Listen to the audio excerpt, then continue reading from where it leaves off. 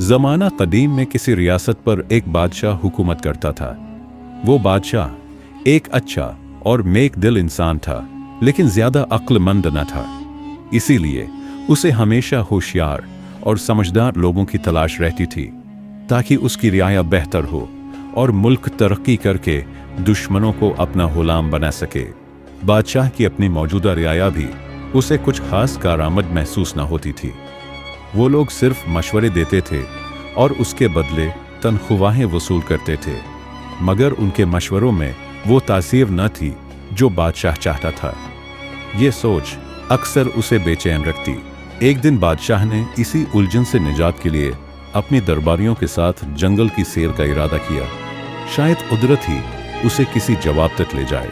बादशाह जंगल पहुंचे और खूब सैर व तफरीह के बाद वापसी का सफर शुरू किया, तो रास्ते में उनकी नजर एक अजीब मंजर पर पड़ी। एक शख्स एक बड़े दरख्त के नीचे बैठा हुआ था और वो खुद से बातें कर रहा था, जो दूर से पागल और अजीब सा लग रहा था।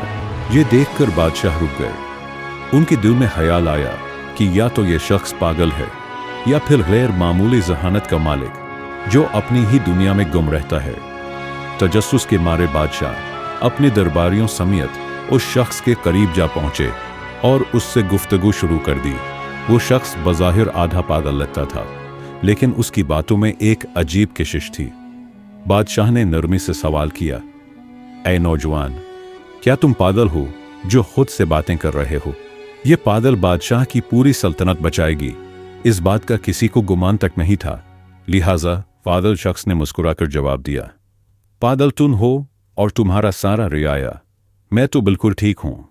मैं तो सिर्फ ये चाहता हूं कि इस जंगल को काट कर यहां शानदार महल्लात तामीर किए जाएं और उन महल्लात का बादशाह मैं खुद बनूं। उसकी बात में अजीब एतमाद और बेबाकी थी, जो किसी आम पागल की बस की बात न लगती थी।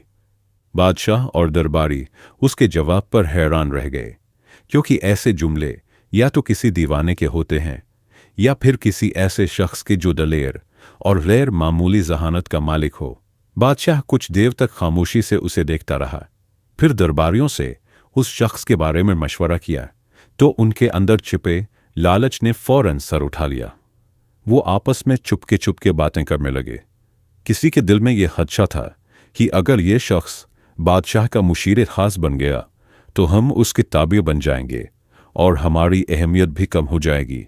धीमे से एक दरबारी ने कहा, यह खतरा है, कहीं ऐसा ना हो कि ये हम सब पर हावी हो जाए।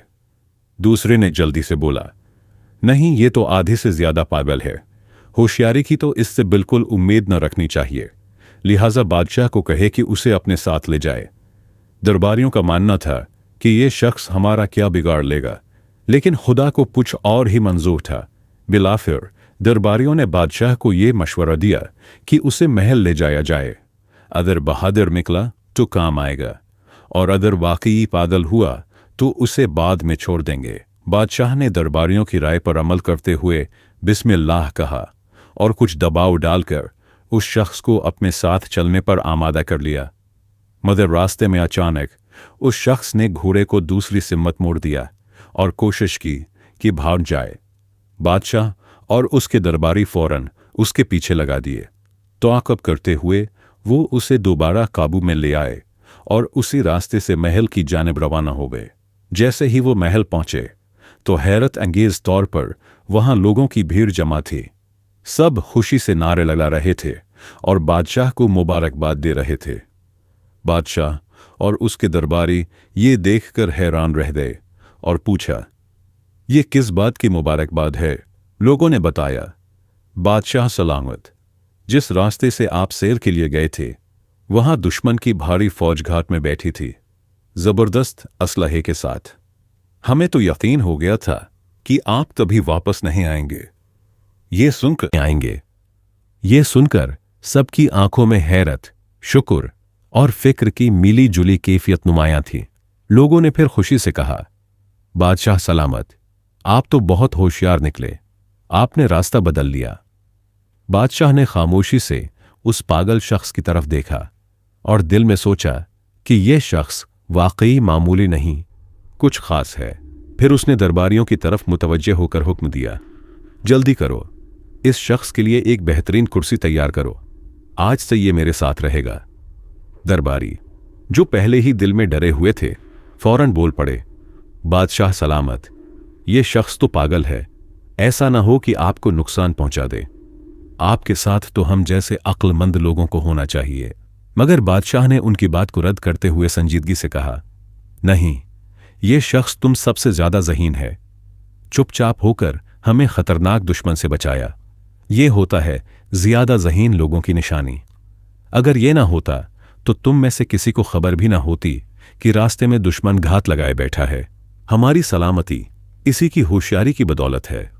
ये सुनकर पागल मुस्कुराया और फख्र से बादशाह के पहलू में रखी कुर्सी पर बैठ गया। मगर इस लम्हे से महल में एक नया तनाज़ा जन्म लेने लगा।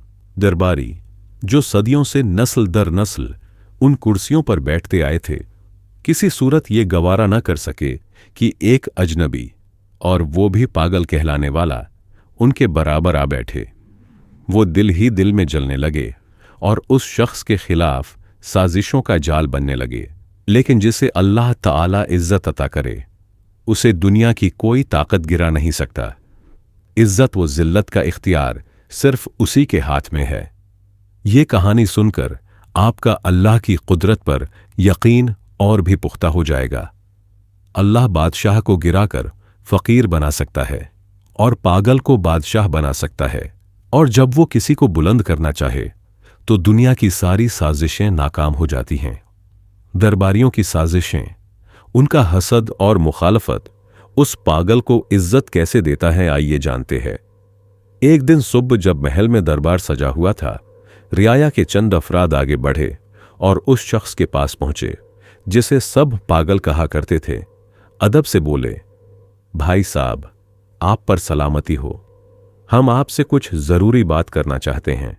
रियाया ने बात करते हुए कहा, भाई साहब, आपको हमारे बादशाह के उसूलों और दरबारी आदाब का कुछ अंदाजा नहीं।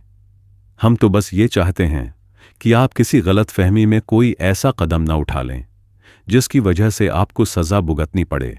पागल ने हैरत से कहा, क्या मतलब, मुझे सजा मिलेगी? मैंने तो कभी नहीं कहा था कि मुझे यहां महल लाया जाए। यह कैसी मुसीबत है, मुझे वापस ले चलो। उसकी बात सुनते ही रियाया के चेहरे पर एक हल्की सी खुशी की लहर दौड़ गई।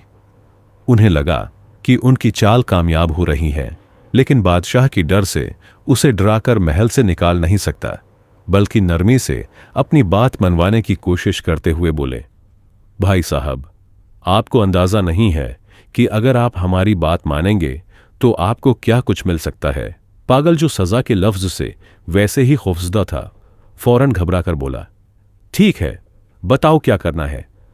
मौका देखकर एक मुशीर, जो खुद बादशाह का करीबी मुशीर खास था और जिसकी कुर्सी अब उस पागल के जेर कब्जा थी, आगे बढ़ा और मुकारी से बोला, हमारे दरबार की रिवायत है कि दरबार का आगाज तभी होता है जब कोई शख्स बादशाह को थप्पड़ मारे या कोई ऐसा अमल करे जिससे दरबार बेदार हो जाए।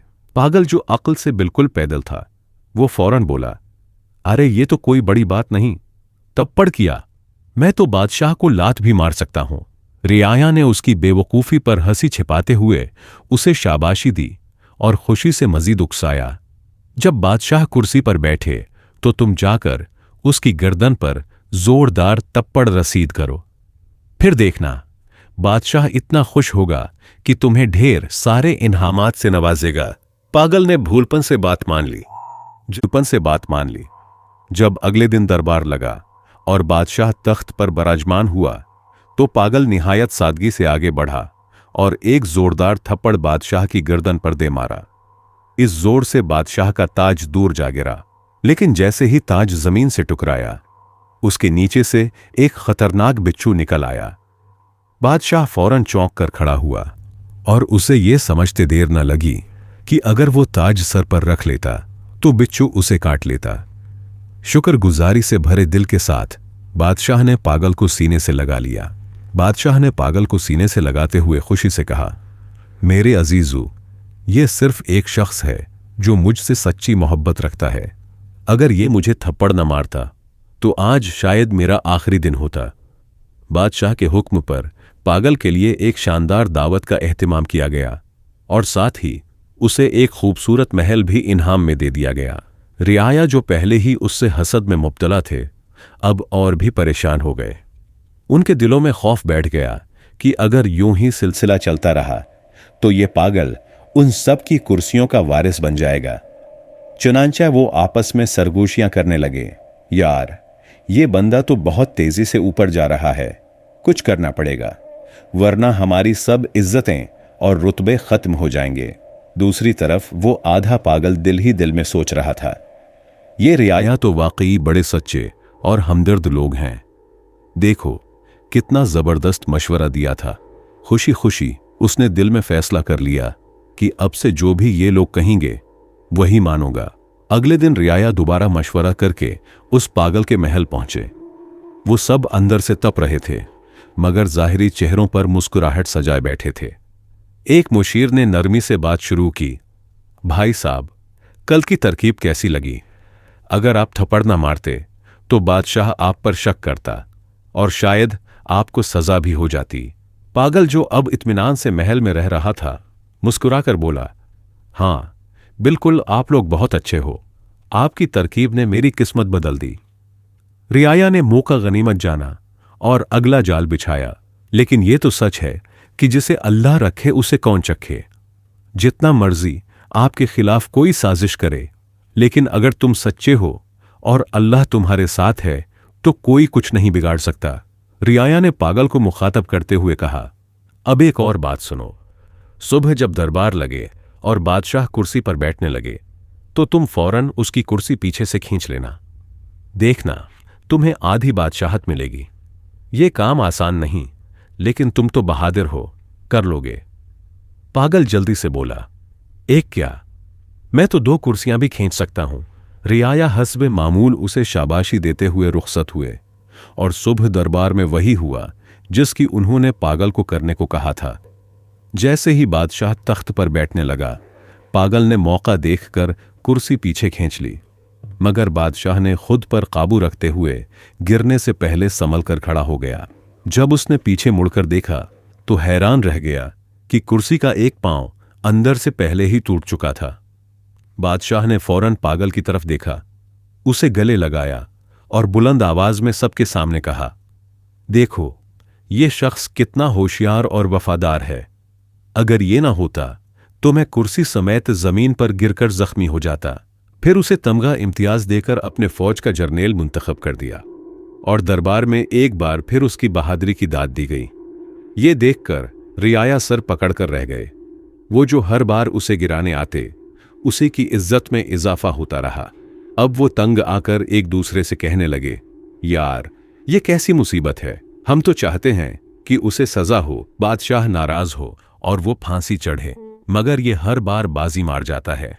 अब मामला हाथ से निकलता देखकर मुशीरों ने एक गहरा मंसूबा बनाया, ऐसा मंसूबा जो पूरी सल्तनत को हिलाकर रख सकता था। सबने मिलकर फैसला किया कि वो पड़ोसी बादशाह से खुफिया राब्ता करेंगे, उसे जंग पर उकसाएंगे और वादा करेंगे कि हम तुम पर हमला करेंगे, लेकिन बादशाह को इत्मीनान दिया गया कि रियाया सब आपके साथ है, सब हम संभालेंगे, बस तुमने सिर्फ हमारे जर्नेल को मारना है, बाकी सब कुछ हम पे छोड़ दे।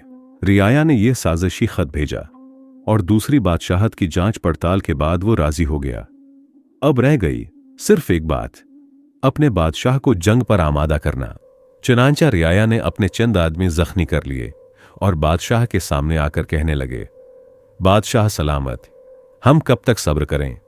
अगर कल आपको कुछ हो गया तो पूरी सल्तनत रोएगी। दुश्मन हमला आवर हो रहा है, हमें अभी फैसला करना होगा।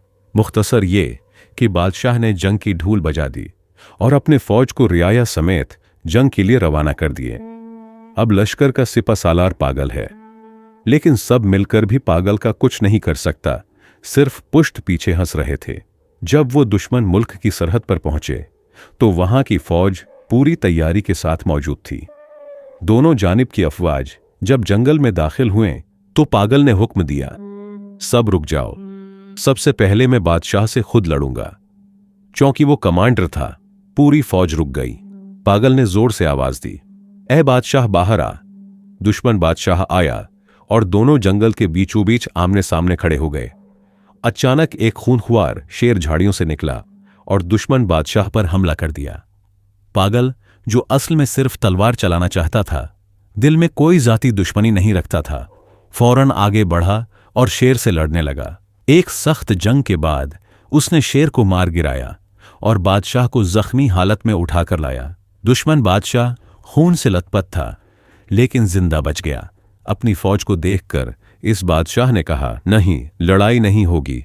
मैं उस कमांडर को मुआफ करता हूं, उसने मेरी जान बचाई है।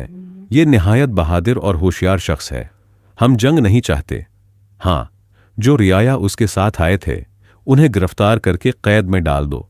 ये सुनकर पागल ने फौरन तलवार निकाली और गरज कर बोला, खबरदार, अगर किसी एक मुशीर को हाथ लगाया तो। बादशाह ने उसकी वफादारी देखकर दिल ही दिल में कहा, क्या कमाल का बंदा है, दुश्मनों को बचाता है और खुद को भूल जाता है। अब पागल का चर्चा पूरी रियासत में होने लगा। उसकी बहादुरी और सच्चाई ने सबके दिलों को जीत लिया। यहां तक कि बादशाह ने उसे अपनी बेटी के निकाह में दे दिया। रियाया, जो पहले ही अंदर से जले बैठे थे, ये मंजर देखकर चुप तो रहे, लेकिन हर कदम पर जिल्लत का बदला उनका मकसद बन गया। अब तो दोनों रियासतें एक बनने लगे। दोनों की दुश्मनी दोस्ती में बदल गई। लेकिन रियाया ने एक और नया जाल बनने का फैसला किया। एक दूसरे से कहने लगे, अगर इस पागल को हमने न रोका तो कल हम सब उसके गुलाम बन जाएंगे। उसे खत्म करना जरूरी है। सबने एक जबान होकर हां कर दी। लेकिन उनमें एक बूढ़ा मुशीर भी था, तजर्बाकार और दिल का नर्म। उसने बड़ी कमाल की बात कर दी। वो उठा और निहायत संजीदगी से बोला, दोस्तों, मेरी बात गौर से सुनो। दुनिया में हर शख्स को अल्लाह ने एक खास मकाम, हैसियत और सिफत अता की है।